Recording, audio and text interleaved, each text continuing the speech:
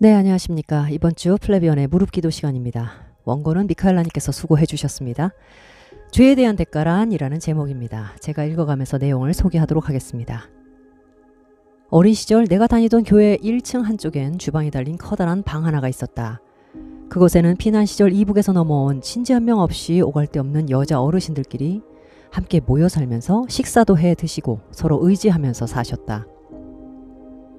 담임 목사님도 이북분이셨던지라 힘든 어르신들에게 기꺼이 자리를 내주시고 쌀도 주일마다 모이는 성미로 드시도록 배려해 주셨다.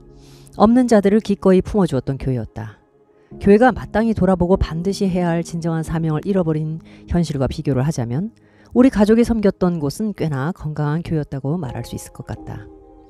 그렇게 목사님의 배려로 그 권사님들은 식사를 만들어 드시며 쉬는 시간 외엔 항상 본당을 지켰고 교회를 위해 목자를 위해 기도에 모든 정열을 쏟으시며 교회를 지켰다.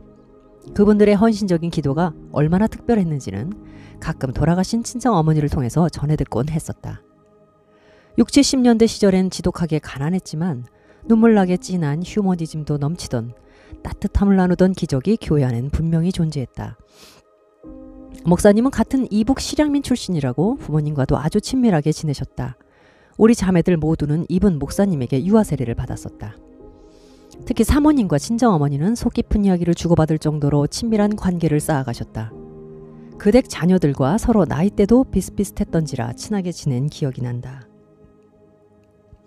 아주 작은 가정 교회부터 시작했던 교회는 점점 건축을 꿈꿀 정도로 부흥이 되어 커졌고 목사님은 유명한 부흥 강사로 능력이 더해져 전국을 다니시느라 바빠졌다. 그때 목사님은 지금 말로 하자면 리즈 시대였다. 아주 잘 나가던 야망의 계절을 맞이했던 시기라고 할 수 있겠다. 교회에서도 1년에 2번 부흥회는 기본이고 간증 집회까지 더하면 교인들이 교회 문지방 밟는 일들은 끊이지 않았다. 그 당시 부흥회는 주로 주중, 새벽기도, 오전 10시 예배, 저녁 7시 반 예배까지 하여 그야말로 강행군으로 몰아치던 꽉 찬 시간들이었다. 교복을 입은 채 가방을 들고 교회에서 부흥회를 참석했던 추억이 이젠 그립기까지 하다. 그 시절 지금과는 비교 불가할 정도로 은혜가 넘쳤고 눈앞에서 여기저기 방언들이 터지고 아픈 사람들이 고침받는 마치 성경 속 기적들도 내 눈으로 목도했던 성령 충만한 시대였으니 말씀과 예언의 능력이 뛰어난 목사라는 소문이 나자 목사님은 더 바빠졌고 교회는 빠른 속도로 부흥이 되었다. 자동 반사적으로 사람들이 몰려들었다. 가장 교회가 활발하게 돌아가던 때에 우리 가족은 미국 이민을 가기 위한 준비를 하느라 바빴는데 그쯤 당회장실에는 신앙 상담을 받는다는 목적을 가지고 여성 신도들의 발길이 쥐 풀방울이 드나들듯 한없이 이어져 갔다. 이 사실도 나중에 언니들과 친정어머니 입을 통해 전해들은 사실이었으니 그 현상이 영적 눈으로 보기에 뭘 의미하는지 어린 여학생으로서는 알 수가 없었다. 나중에 모든 일들을 조합해보니 목사님은 아주 카리스마가 있으셨던 분이었고 외모도 잘생긴 분이었으니 여성 팬층도 아주 두터웠던지라 사탄의 밥이 될 요소를 본인이 어느 정도 갖고 있었다고 말할 수 있다. 그렇게 우리 가족은 79년에 평생을 섬기던 교회를 떠나 미국 이민길에 올랐고 아날로그 시절이었으니 한 달에 한 번 우리 가족에게 교회에서 보내오는 주보뭉치를 통해 교회 소식을 접하곤 했다. 그런데 어느 날 뜻밖의 쇼킹한 교회 소식이 친정 어머니에게 전해졌다. 일취월장 목회하실 거라고 여겼던 그분이 목회직을 내려놨다는 소식이 들린 것이다. 그 후임은 아버지의 뒤를 이어 목사가 된 아들이 이어받지를 못하고 다른 분에게 넘겨주어서 은퇴를 했다는 놀라운 소식이었다. 세습하지 않은 거에 대해서는 칭찬하지만 그때 우리가 몰랐던 추악한 비하인드 스토리들을 알고 나니 다들 경악을 금할 수 없었다. 가장 넘어지기 쉬운 여자 문제, 결국 목사님의 목회의 걸림돌이 됐고 많은 교인들이 교회를 떠나갔다는 사실이었다. 교회에 오랜 애정을 가진 우리 가족에게는 상당히 큰 충격이었다. 친정어머니와 언니들은 어느 정도 예측한 일들이라지만 어린 내가 듣기에는 어째 그런 일이? 라는 의문을 던지지 않을 수가 없었다. 그러곤 일파만파 사모님은 평생 소가리를 해서 암으로 돌아가신 일. 그 집 큰아들은 젊은 나이에 암으로 고통스럽게 죽고 큰딸도 정신이 온전치 못하다는 말. 막내딸도 이혼해서 힘들게 산다는 소식. 이쯤 되면 이건 정말 그 아버지 목회자의 죄로 인한 것인가 하는 의문을 가지지 않을 수가 없었다. 우리도 아는 큰 대형교회 목사 자녀들 문제가 신문에 오르내린 사건들을 알고 있던지라 늘 그것이 알고 싶은 미스터리한 주제의 한 부분이었으니 그렇게 불명예스럽게 윤리적 문제에서 넘어지는 일이 가장 큰 이슈가 돼버리니 그분도 스스로 은퇴를 서두르며 아마 인간적 관점에서는 손해를 많이 보고 데미지를 안고 교회를 사임했을 것이다. 얼마나 깊은 회개를 했는지 안 했는지까지 난 모르겠다. 알 수가 없다. 어느 순간 거룩성을 상실해버리고 마음을 지키지 못해 그 틈새를 타고 들어온 유혹에 넘어가 욕망의 계절을 꿈꾼 죄에 대한 대가가 과연 자식들에게 돌아간 것일까? 그래서 그 죄를 치르기 위해 스스로 아들에게 세습을 하지 않고 물러난 것일까? 그래도 그동안 이루어냈던 목회가 다 허당은 아니었다는 위로로 하나님이 그나마 아들 한 명을 목회자로 세워두신 것일까? 이 부분은 아직도 나를 헷갈리게 만드는 주제이기도 하다. 우리 가족은 개척교회를 시작할 때부터 함께 했던지라 목사님이 어느 정도 열정을 쏟은 교회인지 잘 알고 있고 그래서 한때는 이해할 수 없는 딜레마에 빠진 적이 있었다. 그분이 모든 걸 다 내려놓을 때는 아마 아름답지 못한 상황이었을 것이다. 하지만 그분의 죄로 자녀들에게 그런 고통스러운 일들이 일어났다고 믿고 싶지 않은 거부 반응이 있었다. 사실 모든 일에 의미를 부여하다 보면 끝이 보이질 않고 꼬리에 꼬리를 물며 시험에 빠지게 하는 부정적 요소가 있기에 생각에서만 멈춰야 했다. 파란만장한 그분의 목회를 가장 가까이에서 보고 느꼈던 우리 가족이기에 아쉬움은 남았다. 그래도 열정을 다해 목회하셨던 시절 뿌려뒀던 걸음은 어느 날 분명 열매로 나타난 게 있었기에 하나님이 목사님의 편에서 변호를 해주시지 않을까 하는 생각이 있다. 하지만 확실한 건 하나님은 죄에 대한 대가가 있다는 것, 그리고 그것은 우리가 감당해야 할 몫이고 피해갈 수 없다는 것을 알려주신다는 점. 아직도 나를 갈등하게 하는 건 말씀이 실제가 되는 그런 삶을 목회자들만이라도 좀 온전히 살아내기를 바라는 것인데 이거 성도로서 지나친 요구일까? 아니면 그저 내려놓아야 할 욕심일까? 이것이 늘 나를 고민하게 만든다. 네, 오늘 이번 주 무릇기도 사연도 지난주와 같이 상당히 좀 먹먹해지고 참 답답한 그런 내용입니다. 또 한편으로는 흔하다 싶을 정도로 벌어지는 일들이기도 해요. 그래서 플레비언이 교회 개혁이라는 이름을 그 기치를 걸고 죄송합니다. 그런 기치를 걸고 이런 활동을 하고 있습니다. 워낙 이런 일들이 또 비일비재하고 뭐 이것이 이제 비정상적인 일이라고는 하지만 우리의 삶이란 비정상과 정상의 경계가 사실 좀 많지 않지 않습니까? 정상적인 것처럼 보여도 어느 한 부분들은 비정상적인 면이 있고 그래서 완전하고 완벽하게 흠이 없는 사람을 찾는 것이 아니라 정상세포가 많아서 비정상세포를 통제하고 억압할 수 있다면 그걸 건강한 사람으로 보는 거죠. 마찬가지인 것 같습니다. 지금 이제 이분의 사례를 통해서 이제 제가 그냥 저의 생각을 얘기해 보자면 우선은 과연 그 아버지 목회자의 죄 때문에 이렇게 비극적인 가정의 형벌이 또는 대가가 주어진 것일까? 이 질문을 안 해본 사람이 있을까요? 이것이 뭐 성경적이다 아니다 이런 걸 떠나서 우리 마음속에는 인생에 대한 이 미스테리함 여기에 대해서 깊은 질문과 의혹을 던져보는 그런 시간들이 분명히 있었을 것입니다. 어떤 문제들을 바라볼 때 정말 그 풀리지 않는 수수께끼 같은 거 도대체 이 집안에 벌어진 일들에 대해서 나는 어떻게 해석을 해야 되나 왜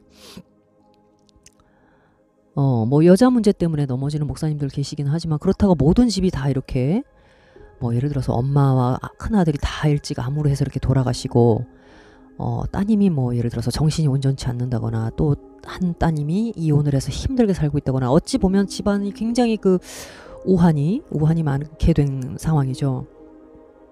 정말 저는 이제 이런 생각이 듭니다. 이게 이제 그 아버지의 죄에 대한 대가라기보다 이 집안이 이 가족만 보면요. 과연 이 아버지가 자신의 자녀들에게 예수 그리스도를 인격적으로 온전히 만날 수 있도록 해주었을까? 가르쳤을까? 또 복음이라는 것은 뭐 기계적으로 이렇게 증거하거나 전달할 수 있는 게 아니라 반드시 메신저에 하나님의 성품에 의해 다루심을 받은 그 인품과 인격이 묻어나는 채 전달돼야 됩니다. 그러니까 내가 그릇이죠. 아무리 아름답고 정말 기가 막힌 음식이라 할지라도 뭐 개밥그릇에다가 이렇게 줄 수는 없지 않습니까? 내가 깨끗하고 정결한 그릇이 되어서 그 내 안에 담겨있는 말씀의 품격에 최대한 어울리는 그릇이 되어서 상대에게 전달돼야 이것이 상대가 인격과 이 내면 안에 인품 안으로 흡수해서 받아들일 수가 있죠. 주의 말씀은 그렇게 받아들일 수 있겠죠. 전달하는 사람의 태도와 뭐 이런 것들 때문에, 인품 때문에. 근데 아버지가 이제 이런 유형이었고, 예를 들어서 교회를 아주 사업적으로 열심히 키워가는 CEO형 목회자들 일 중독에 빠져가지고 가정을 굉장히 등한히 하는 경우가 많은데, 이 예수님과 우리 하나님의 종으로서 일하기보다는 자신이 사업체를 키워간다고 생각하고 자기의 능력과 존재감을 바로 그런 업무를 통해서, 성과를 통해서 인정받으려고 하는 많은 목회자들이 대부분 이렇게 중간에 무너지는 이유가, 하나님을 위한다고 말은 그렇게 하지만 사실은 하나님보다 자기 자신의 능력, 자기 자신의 존재감, 명예, 권력 이런 것을 더 기뻐했기 때문이 아니겠습니까? 그러다 보니까 영혼을, 하나하나의 영혼을 예수 그리스도의 정결한 신부로 생명 있는 영혼의 길로 이렇게 인도해 주는 것이 아니라, 중개자, 중매자의 역할을 이렇게 해주는 게 아니라 자기를 바라보게 해요. 나를 추종하게 한다는 겁니다. 개개인의 영혼을 돌볼 줄 아는 목회자라면 마치 주머니에서 모이를 꺼내 손에 한 움큼 잡아다가 우르르 앉아있는 비둘기에게 모이를 확 뿌려버리는 식의 말씀을 먹일 수가 있을까요? 제가 다시 한번 묻고 싶은데요. 다시 한번 묻겠습니다. 정말로 하나님을 만나고 예수 그리스도를 통해서 구원을 받고 그 다음에 내 자신이 그 성령님의 연단을 통해서 성숙한 과정으로 가본 사람이라면 영혼을 대하는 태도를 보면 알 수 있습니다. 절대로 군중을 대하듯이 하지 않아요. 나를 바라보는 많은 똑같아 보이는 비둘기 하나하나에 무슨 개성이 있습니까? 또는 양에게 무슨 하나하나의 개성이 있습니까? 마찬가지로 나를 바라보고 있는 이 많은 사람들의 하나하나를 바라볼 수 있을까요? 그렇지 않습니다. 그냥 나를 바라보는 집합체예요. 군중이라는 겁니다. 여기다가 하나님의 말씀을 비둘기 모이처럼 손에다가 한 움큼 잡아다 그냥 확 뿌리는 거예요. 그러면 그거를 먹으려고 비둘기들이 난리를 치면서 달려들겠죠? 거기에서 쾌감을 느끼는 겁니다. 그러나 참되게 영혼을 살릴 줄 아는 사람은 비둘기 한 마리 한 마리와 인격적인 관계를 나눕니다. 그리고 그 하나하나가, 자, 지금 제가 비둘기라고 예를 들었는데요. 뭐 마찬가지입니다. 사람에게 대해서도 마찬가지예요. 한 사람 한 사람의 영혼에 집중할 수 있습니다. 그렇게 해서 사실은 많은 몇만씩 모이는 교회를 감당한다는 거는 사실상 불가능한 일이에요. 예수님께서 왜 12제자만 키우셨겠습니까? 한 사람 한 사람의 영혼을 세운다는 거는요, 엄청난 지인이 빠지는 거예요. 군중은 그러지 않아도 됩니다. 예를 들어서 PPT만 쏘면서 설명만 해주면 돼요. 뭐 개별적으로 찾아갈 이유가 없지 않습니까? 그래서 사실은 진정한 복음 증거는 인격과 인격의 만남, 메신저와 그 다음에 상대방과의 만남이기 때문에 예수님도 우리와 1대1로 만나시는 것처럼 똑같이 그렇게 만날 수 있는 겁니다. 그렇게 개별화된 만남이 있는 사람만이 공동체에서 건강하게 기능할 수 있는 거예요. 근데 이 목사님은 아마 자신의 교회에 모여있는 사람들도 대부분 다 군중, 때로 봤을 거예요. 제가 지금 말한 대로. 한 움큼 모이를 잡아다가 확 뿌려버리는 겁니다. 그러면 그냥 그걸 먹으려고 덤벼들겠죠. 비둘기들이. 뭐 여기도 뿌리고 저기도 뿌리고. 물고기를 낚듯이 그냥 투망에다 던져가지고 그냥 막 이렇게 한 번에 때로 긁어 모으는 이런 유형의 천박한 상상력을 가지고 있는 거예요. 그러나 우리 주님은 우리를 건지실 때 그 사람의 인생 속에 아주 오랫동안 부단히 찾아오시고 계속 지켜보셔서 개별적 만남을 만드십니다. 우리가 성경을 통해서 다 보는 바와 마찬가지잖아요. 그런 사람이 성숙돼 있고 그런 사람이 앞으로 공동체를 끌어갈 때에도 공동체를 끌어감에 있어서도 개인을 그 속에 함몰시키거나 얼굴 없는 집단 속의 한 명으로 바라보지 않는다는 겁니다. 영혼 하나하나를 볼 줄 안다는 거예요. 아무리 전체가 있어도. 그래서 진실로 이 증거되는 말씀이 이 사람들의 가슴속에 제대로 새겨져 가고 있는지, 내가 그걸 잘 하고 있는지 늘 그 고민 속에 있는 사람입니다. 당연히 겸손하겠죠. 이런 사람은 성령께 의지하겠죠. 왜? 한 사람 한 사람의 영혼을 생각할 때 내가 이걸 어떻게 해낼 수 있겠습니까? 군중이 소리 지르고 아멘하고 소리 지를 때는 마치 착각에 빠지죠. 이걸 하고 있다라는 착각에 빠지죠. 그러나 한 사람 한 사람의 영혼을 들여다볼 때는 맞춤형, 빨간펜 선생 같이 직접 이 사람과 멘토링과 1대1로 만났을 때에는 이 사람의 삶 속으로 들어가지 않을 수가 없는 겁니다. 이 각 개별화된 사람의 삶 속에서는요. 그래서 성령의 역사가 필요한 거예요. 성령님은 바람처럼 공기처럼 각 사람의 삶 속으로 스며들어가시지 않습니까? 그 사람의 처지, 그 사람의 영안으로 들어가시잖아요.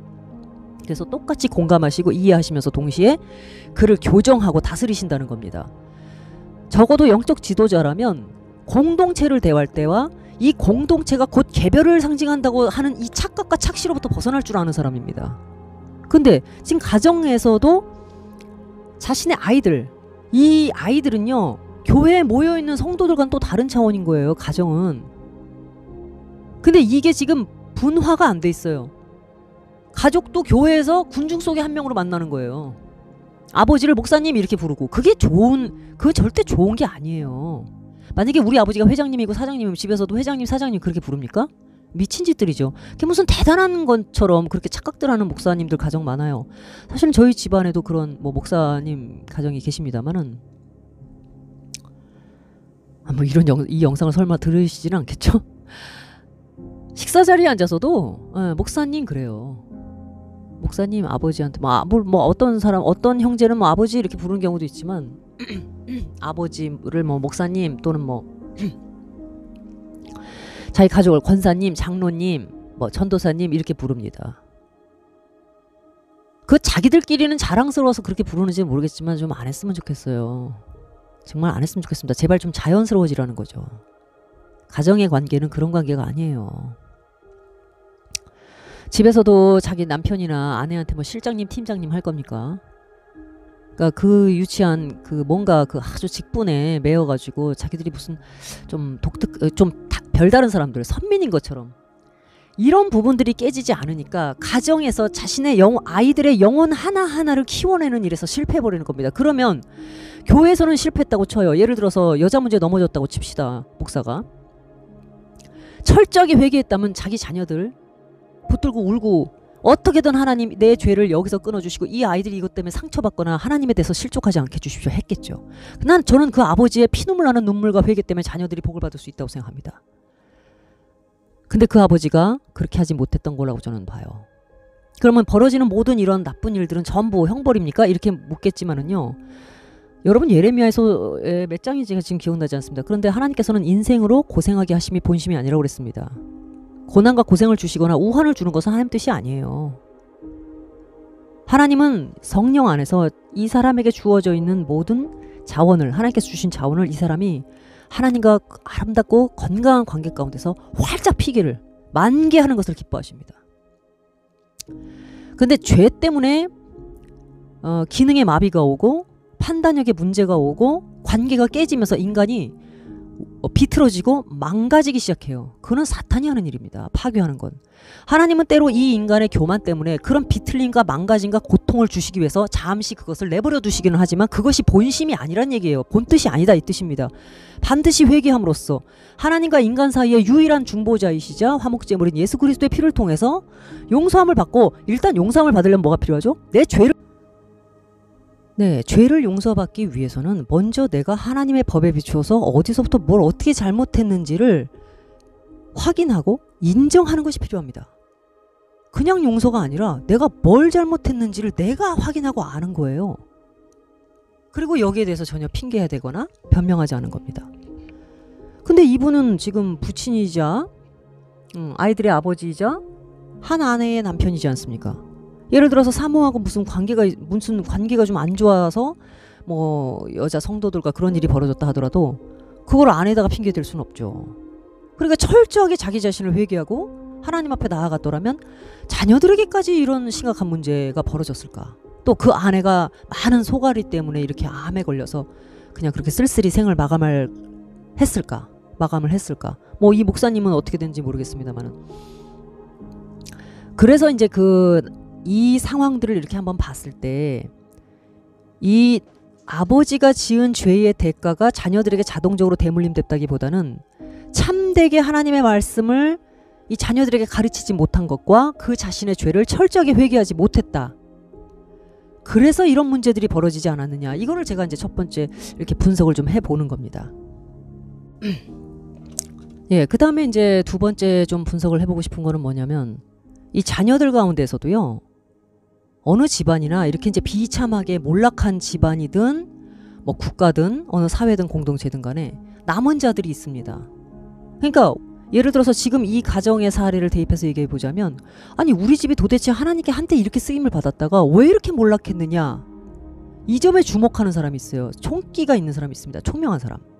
하나님께서 어쩌면 은총을 베푸셔서 그 집안의 문제를 이 사람으로 하여금 말씀의 법칙에 돌아가서 확인하게 하고 다시 한번 새 역사를 쓸 수 있도록 남은 자로 부르신 그런 유형의 사람입니다. 집안마다 그런 사람이 있어요. 그러니까 제가 이제 아는 분 중에 예를 좀 들어볼 텐데요. 6자매가 있는 집안이 있습니다. 제가 아는 분이 셋째인가 넷째인가 그런데 제가 정확히 기억은 안 나는데 이 집안은요. 아버지가 사업을 하시다가 어떻게 하다가 이제 뭐 보증을 잘못 써가지고 경제적으로 이제 큰 타격을 입었어요. 근데 그분 말로 자기 아버지가 그렇게 확 정신적으로 한번 무너지면서 재기를 못 하더래요. 그리고 계속 술을 드셨답니다. 그러면 한 집안의 가장이 그렇게 무너져 내려버리니까 어머니가 이 6자매를 키우면서 너무너무 많은 고생을 했겠죠. 그러니까 이 어머니가 자녀들을 제대로 공부를 가르치지 못하고 무너지기 시작해요. 어머니도. 그러면서 또 술을 드시더라는 거예요. 이분이 저한테 하시는 얘기가 자기는 술이라면 너무너무 지긋지긋해가지고 아버지가 너무 가여우면서도 한편으로는 어떻게 저렇게 쉽게 무너질 수가 있을까. 아니 만약에 사업 때문에 그렇게 됐다 치더라도 자식들을 봐야 될 거 아니냐. 어떻게든 이 자식들만큼은 책임을 지려고 그 아버지의 자리만큼은 놓치지 않아야 되는데 본인의 서러움과 슬픔에 시달리면서 계속 술을 먹고 결국은 자리 보존하시다 돌아가셨다는 거예요. 그래서 자기가 결심을 했답니다. 나는 어떤 경우에도 술 마시는 남자하고는 결혼하지 않겠다. 근데 놀라운 거는요. 이분이 정말 그런 결혼을 했고요. 천신만고 끝에 정말 그 50대에는 종업원이 한 300명 넘는 그 중소기업의 사모님이 됐어요. 남편이 이제 그 대표가 된 겁니다. 그래서 자수성가를 하는 재력가가 됐는데 다른 자매들 예를 들면은 엄마 아버지로부터 익숙하게 그런 삶의 문화 스트레스를 술로 이기는 것을 너무 아무렇지 않게 아무 비판적인 어떤 필터링 없이 그냥 그대로 받아들여 버린 사람들 몸에 익어버린 사람들은 실제로 살면서 슬프면 술 화가 나도 술 좋아도 술 그렇게 술을 가까이 하더라는 거예요. 그러다 보니까 뭐 술 마시면서 만난 남자하고 연애를 해서 결혼을 했다든가 뭐 근데 가정이 깨져버리고 그러면 그냥 그대로 아이를 갖다 그 남편은 전 남편한테 주고 또 다른 남자하고 결혼 이런 식의 불행한 삶을 계속 이어가더라는 거예요. 이 몸에 그 들어와 버린 어떤 자기 자신을 극기하고 이겨내고 고난 속에서 의미를 찾아내려고 하는 건강한 에너지를 전혀 못 가지고 그냥 술로 그렇게 다스리다 보니까 사실 가족 중에 이렇게 부단한 노력을 통해서 자신이라고 그 자리에 올라가는데 쉬웠겠냐는 거예요. 부단한 노력을 통해서 그 자리에 올라갔는데 결국에는 자수성가를 했다는 거죠. 그 정말 그 뭐랄까 그 나이에 맞게 그래도 삶의 품위와 존엄을 유지하고 사는 것은 그분뿐이라는 거예요. 이분이 사실 기독교인도 아닙니다. 시댁이 이제 목회를 하시는 집안이라고 그래요. 그 시댁의 그 뭐 신우가 그렇다고 그러는데 그건 그거고. 그러니까 제가 볼 때는요. 기독교 신앙을 가지고 있다 하더라도 이 진리의 영이 오셔서 이 사람을 붙들어주고 이 사람의 내면 안에 있는 고집, 완악함, 완고함, 무지 이런 부분들의 빛을 비추셔서 그 어떻게 빛을 비추겠습니까? 하나님의 말씀으로 빛을 비추는 거죠. 이성에 계속 빛을 주는 겁니다. 이해해. 내가 이게 잘못됐구나. 내가 이런 판단력을 가지고 있구나. 내가 이런 가치관을 가지고 있구나. 내가 이런 태도가 있구나. 이것들을 계속 하나님의 말씀을 통해서 자기 자신을 그 비껴져 나간 부분만큼 표적에서 어긋나 있는 만큼을 계속 확인함으로써 이거를 계속 교정하기 위해서 성령과 적극적으로 연합하고 순종을 해서 그걸 바꿔나갈 수 있는 거거든요. 하나님의 사랑에 힘입어서 그걸 하는 겁니다. 근데 성령이라는 거를 어떤 엑스터시를 생각하는 거예요. 지금 이 사람의 이런 부흥 운동뿐 아니라 당시 7, 80년대 목사들 대부분 그런 식이었습니다. 불 받아라 이러고 방방 뜨고 막 방언하고 뭐 병거 치고 하면 뭐합니까? 인생이 변하지 않고 성품이 변하지 않고 자기 죄에 대한 치열한 어떤 그것이 없고 죽음 같은 싸움을 하지 않고 아니 순간적으로 무슨 하늘에서 무슨 초자연적인 뭐 슈퍼맨 된 것처럼 막 기쁘고 그러니까 소리 지르고 뭐 방방 뜨지만 그거 얼마 못 가거든요. 일종의 환각 같은 겁니다. 아니 삶을 그 사람의 골수와 관절을 찔러 쪼개는 하나님의 말씀이 파고 들어가가지고 멈출 수 없는 전쟁을 하게 만드는 것이 진리의 영이에요. 지금까지는 다 자기가 옳은 줄 알고 있고 내 판단이 옳고 내 가치관이 옳았다고 생각했지만 하나님의 말씀에 자기 딱 비춰보는 어느 순간 이 양심이 너무 못 견딜 정도로 강력한 하나님의 빛이 들어오는 겁니다. 뭐 양심을 쳐버리는 거죠. 너는 완고하다. 너는 고집스럽다. 너는 너의 모든 잘못을 지금 상대에게 전가하고 있다. 이 양심이 있기 때문에 인간은 그래서 신성을 가진 존재인 거예요. 물론 그 양심이 지금 많이 어두워져 있죠. 하나님의 말씀을 물로 씻김 받기 전까지는 그렇습니다. 그러나 그럼에도 불구하고 세상 사람들도 그런 자연적 양심을 가지고 있어요. 그런 양심이 맑아지고 매우 투명해지고 예민해지는 것입니다. 이것이 성령께서 하시는 일이에요. 진리의 영으로 계속 그 작업을 계속 하신다는 거죠. 근데 무슨 성령이 하늘에서 내려오는 무슨 초자연적인 뭡니까 도대체 그게. 그런 식으로 방방 뜨고 뛰고 난리치고 소리 지르고 뭐 하하호 하면서 껴안고 울고 뭐 서로 사랑한다 용서한다 난리를 치지만 시간이 지나 보면은 썰물처럼 감정이 싹 빠져나가 버리면 남는 게 없는 거예요. 그러면 다시 그 엑스터시를 느끼기 위해서 그런 집회마다 쫓아다니는 겁니다. 아니 그게 무슨 성령님이시냔 말이죠. 그게 무슨 성령이에요. 변화가 없는데. 그러니까 이런 문제들이 비일비재하게 벌어지고 집안이 깨지고 파괴가 되고 관계가 깨져버리고 돈 날라가고 속된 말로 여자들은 몸 버리고 돈 버리고 가정 깨지고 그런 일들이 벌어지는 겁니다. 그러면 그런 짓들을 예를 들어서 이렇게 잘못 가르친 이런 목사들 한순간 명성과 돈과 인기는 얻었는지 모르지만 하나님께서 그거 가만두실 것 같습니까? 다 불어버리지. 그 마귀가 준 거예요. 모래 위에 지은 집입니다. 하나님께서 그걸 흔들어 보시니까 그냥 순식간에 무너져 내려버리는 거예요. 그러나 제가 두 번째 분석을 드린 것처럼 한 집안에 남은 자가 있어가지고 도대체 이스라엘 역사의 그 남은 자들처럼 바빌론 포로기에서 돌아왔던 에스라나 느헤미야 같은 사람들처럼 우리 민족이 도대체 왜 이런 비극을 겪었냐. 그 기록을 역사로 다 수치스럽지만 수치스러운 역사마저 다 남겨놓지 않았습니까? 신명기에서 말씀하신 그 율법대로 우리가 이렇게 됐다. 그러니까 이런 집안의 역사를 새로 쓰는 사람들, 그런 사람들이 그 집안에 나온다는 겁니다. 하나님께서 은총을 베푸시면. 그래서 그 사람으로 다시 그 집안의 역사를 이어갈 수 있게 해줍니다. 여기 지금 이번 사례에 등장하고 있는 그 아들, 목회자라고 하는 그 아들, 단지 그가 목회자여서 하나님이 남겨주는 게 아니라 이 사람이 어떤 목회자, 그게 중요한 게 아니라 이 사람이 성령의 진리의 영에 얼마나 단련된 사람이냐가 더 중요한 거죠. 직분이 목회자냐 아니냐는 아무 의미가 없고 소용없는 겁니다. 자기 아버지랑 똑같다면 무슨 소용이 있겠어요? 또는 아버지보단 좀 낫지만 여전히 얼룩덜룩하다. 그러니까 성령의 불에 충분히 구워지고 달궈져서 속까지 충분히 익은 사람이 아니라면 얼룩덜룩한 거예요. 한쪽은 팍 익어버리고 나머지 반대쪽은 그냥 생고기. 그런 경우도 많습니다. 그래서 오랜 시간 하나님께서 깊이 익힌 사람. 그래서 사실은 성령의 역사는 아날로그입니다. 천천히 가는 거예요. 천천히. 사골처럼 천천히 끓이는 겁니다. 그러니까 인내심이 없으면 순종할 수 없는 거예요.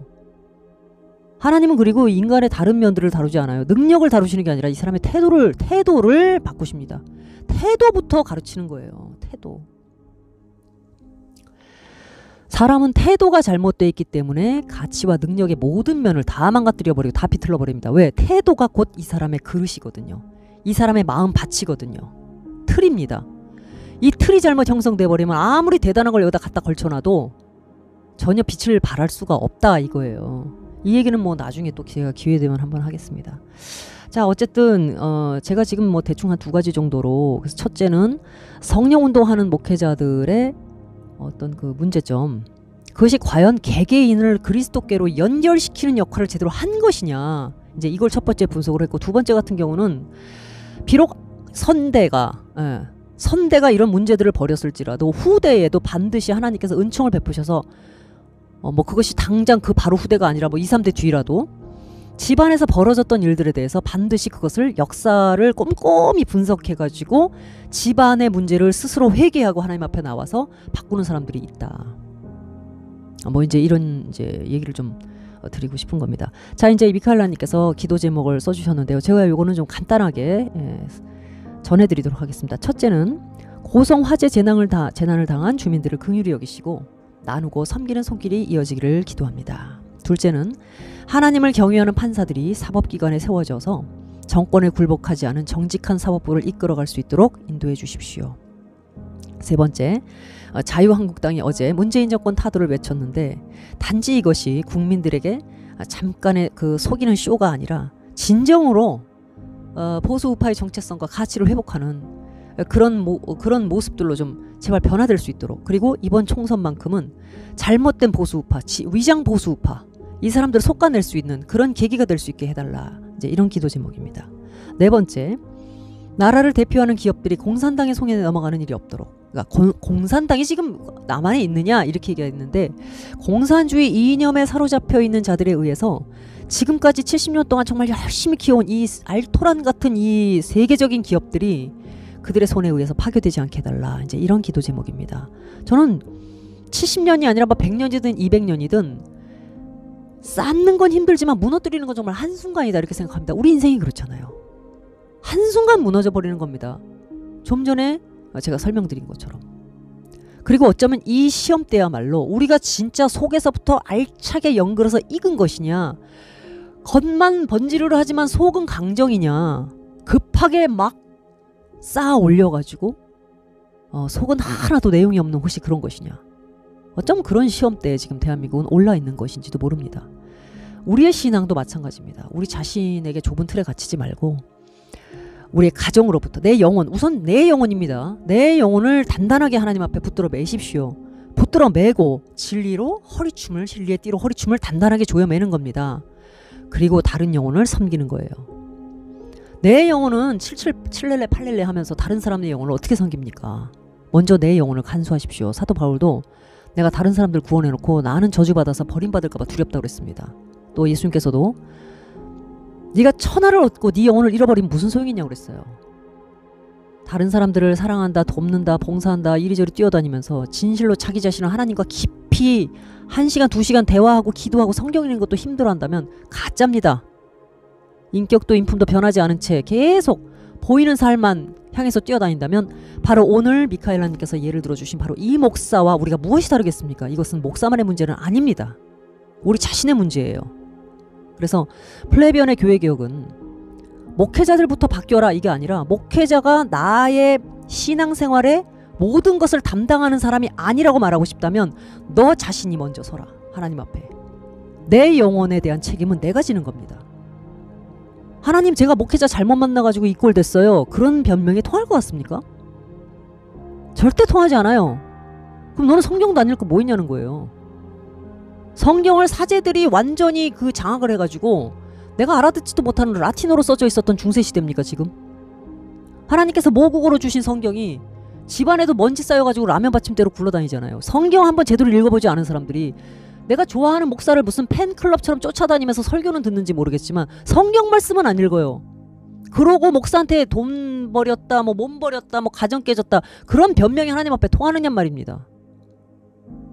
그래서 목사에게 목사만이라도 잘해라. 물론 미카엘라님이 이 말씀 하셨을 때는 너무 안타까워서 하신 말씀입니다. 물론 지도자의 영향력은 그만큼 큰 거예요. 그러나 지도자에게 그 모든 거를 다 던져놓고 맡겨놓고 맹신하고 추정하면서 아니 저 사람만 잘 따라가면 되겠지. 어디서 그런 멍청한 소리를 합니까? 진리의 영이 우리 각자에게 지금 와 계신다는 사실을 믿는다면 정신을 바짝 차리세요. 깨어 근신하란 말씀이 왜 있습니까? 하나님은 하나님의 진리의 말씀을 증거할 때에도 사람을 통해서 보내시지만 사탄도 자기 사람을 보내요. 양의 탈을 쓴 이리를 조심하라고 하시지 않았습니까?